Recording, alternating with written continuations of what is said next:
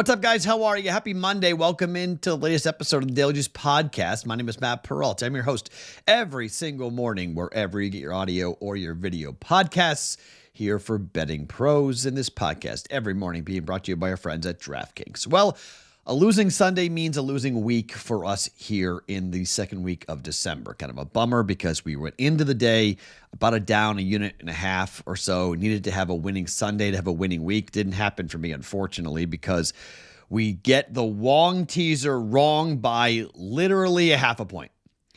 Washington was teased down to 1.5. If Washington wins that game by 2, that game goes to overtime, which at home, don't you play for overtime? I know the Saints have an interim head coach and a third-string quarterback, but don't you play for overtime? Kick the extra point. Go to overtime.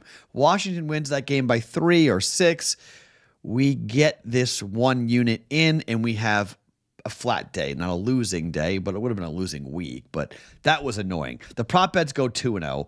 Seattle got smoked, but the under came in, so we were good there. Buffalo smoked Detroit pretty much. Under 54.5 got cooked early because both defenses suck, and the Bucks destroyed the Chargers to get that one unit. So we go 4-3 overall, but unfortunately that 4-3 win means we're down 1 unit, meaning we're down about 2.5 units for the week. Now, I did go back. I did the math for November to see what happened. So if you remember, in September we won, in October we lost for the month. So November, what happened? I won. I was up 4.61 units for the month of November. But here's the kicker. The last 2 days of the month of November, I lost basically 7 units. I was up 11.5 units on the month of November going into the final 2 days of the month. And then I got my teeth kicked down my throat. Looking at that in retrospect, I was like, what the holy heck? I knew we had done well in November. I knew the bankroll was somewhat healthy in November, but I didn't know I was up officially that many units going into the last 2 days and then got smoked. So overall up 4.61 units. So winning September, losing October, winning November. We head to December for the 4th month of the football season. We have 1 month after that with the month of January. And then February is not really a football month, but obviously the Super Bowl in New Orleans will be in February. So, but really I consider football being a 5-month, September to January schedule. So winning, losing, winning. Let's see what happens here in December.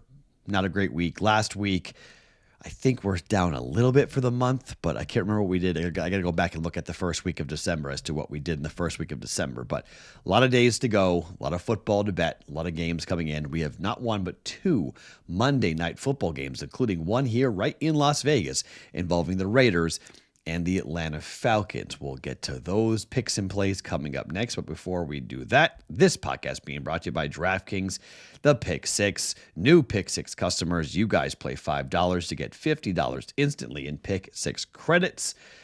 I will do a Pick Six on the Discord channel, bettingpros.com/chat. I will post that at some point today. If you guys are wanting to do the DraftKings Pick Six, I'll give you 3. I like to do 3.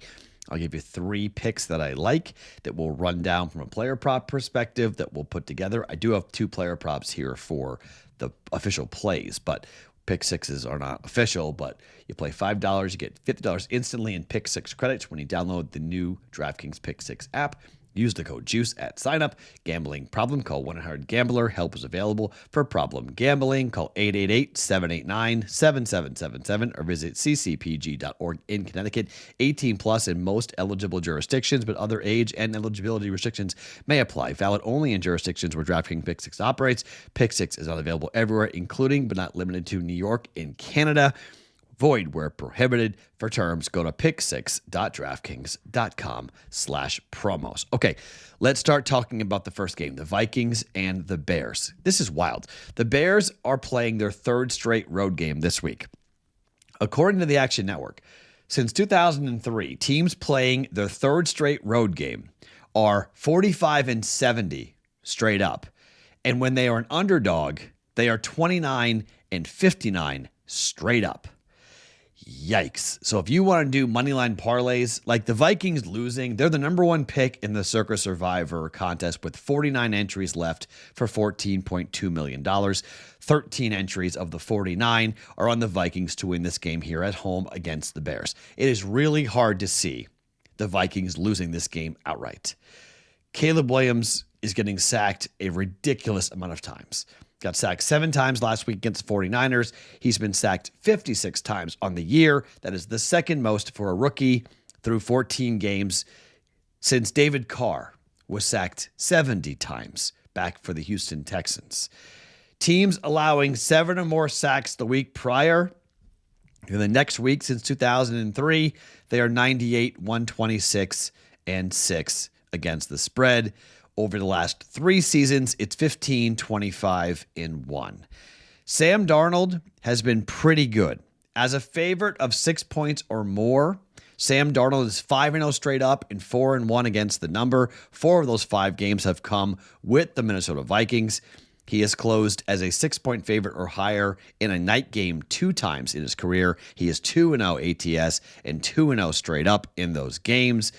Under Kevin O'Connell in the regular season, the Vikings have won 1-score games quite consistently. They're 25-4-9 straight up in 1-score games under Kevin O'Connell.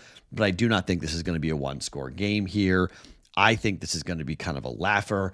I don't want to touch the total for this game, because I think there's a decent shot that the Bears don't score much at all. Like the Bears lost by 25 points in their last game on the road against San Francisco.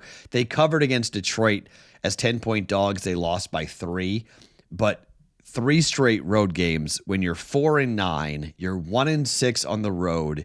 You lost 38-13 the week before. The offense can't stop. The offensive line cannot protect Caleb Williams. Caleb Williams has not been looking for Rome Odunze at all. I like his under receiving yards for Rome Odunze here. He's gone for the last 3 games, 42, 25, and 39. His targets are still pretty high, but he's not getting the completions. And when he is getting the completions, he's only averaging 7.8, 12.5, 10.5.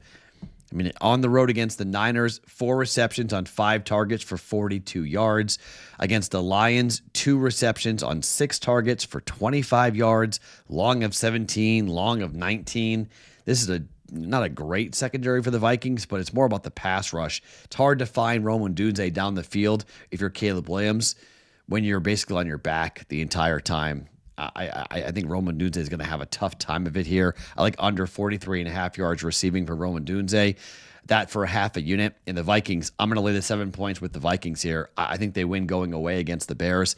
Minnesota -7. You can tease this thing down if you want.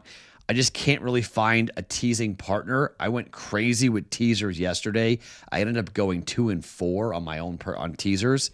So maybe I'm a little gun shy on this and just want to go ahead and just bet 1. If I'm wrong, I'm wrong. But I'm not in love with it. I mean, that Wong teaser killed me yesterday, and I couldn't believe it.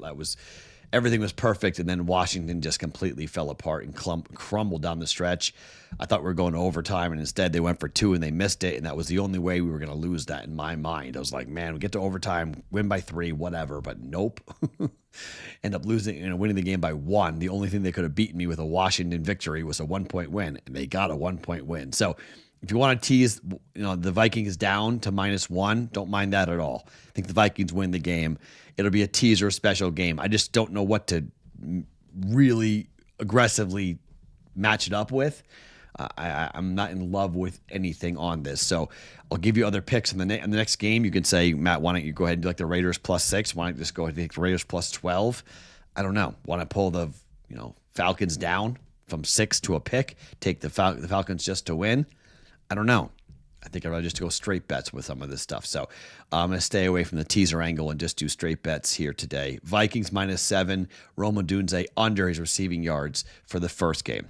In the second game, where we have got the Falcons here in Vegas up against the Las Vegas Raiders, Kirk Cousins has gone 4 straight games without throwing a touchdown pass. 8 interceptions in those games, in which he's thrown 0 touchdown passes. Cousins is the first quarterback to do that in a 4-game stretch since 2005. It's been a long time since we've seen a quarterback do this. Kirk Cousins, indoor games, 16-31 ATS. 16-31. That's nuts for him. He is 7-17 ATS over the last 3 seasons. Cousins, since 2020, is last among 92 quarterbacks who play indoors. And this game's on Monday Night Football. Monday Night Football. This is not good. Primetime Cousins. 44 starts in primetime. High-profile games, night games, playoff games, overseas. 9-24-1 straight up. 18-26 against the number. At night, he's 15-19 ATS. 6-7 ATS in primetime over his last 13 starts. So not horrible, but not great either. On primetime, Kirk Cousins began his career 0-9 straight up and 0-9 against the number. But he has won 4 of his last 5 starts straight up and against the spread. But they just simply haven't been playing well. Here's the thing for the Raiders. Desmond Ridder's starting. Ridder stinks in the first half. He's great in the second half, okay? Expect, if you want to bet the Falcons in the first half and the Raiders for the game, I don't mind it, okay? I think the Raiders probably will be losing at some point in the first half. The Raiders have fallen behind by double digits a million times, like an insane amount of times. So they've been down by 10 points in all 13 of their games this season. They're the first team to do that since the 1986 Colts, who did it in 16 games, all 16 games. So they'll probably be down 10-0 or something here to start. But then they climb their way back in it. And they start to find a way. And they do. Antonio Pierce has coached 2 night games with the Raiders. He's 2-0 straight up and 2-0 ATS. Since 2003, only one head coach was 3-0 against the number or better in night games. Dennis Green in 2005 and 2006. Pierce is probably coaching next season for the Raiders. It sounds like they're not going to fire him, but they want to lose the game. They want to play tough and lose the game. But on prime time, I find it hard to see the Raiders just completely laying down here. And I think when you have an environment like we're going to see, the number is 6 here in Vegas, okay? +6. I know Vegas is 2-11. I know they are 1-4 straight up at home. I know Atlanta is 3-3, but they've lost 4 straight games. Something has to give here. I think Vegas plays it to a field goal loss. I'll take the points. Give me the 6 points. Both teams stink. I'm glad we've got 2 games watching because I don't know if the Falcons score very much here tonight, but a part of me says they're going to. A part of me says they're going to play and score a lot. I'm going to bet the over, in fact, 44-44.5. Why? Monday night overs have been consistently hitting. And I think with 2 bad defenses and a fast track and dome teams playing, give me somewhat of a high-scoring game. Give me a 24-21 final here for this thing to go over 45. Raiders +6, over 44.5, and Jacoby Myers to go over 62.5 receiving. I think Ritter's going to look to him. He's been the most productive wideout. He's been the guy that they've leaned on here. I think Ridder will look to get him involved. I'll go ahead and jump in here with Ridder for a half a unit. -120 to win a half a unit on over 62.5 receiving yards. All right. So those are the plays. The DraftKings pick 6, I'll post it in the Discord channel, bettingpros.com/chat. There'll be some extra prop betting opportunities if you guys want to go ahead and look at that. You can either bet it or you can do the DraftKings pick 6, whichever you would like. I will do that in the Discord channel coming up. So once again, the plays for today: Vikings -7, Raiders +6. Over 44.5 for Raiders. Falcons, Jacoby Myers over 62.5 yards receiving, and Rome Odunze under 43.5 yards receiving for him. One little extra note on what's happened here for me when it comes to prop betting. It's been a pretty good year prop betting wise in the NFL.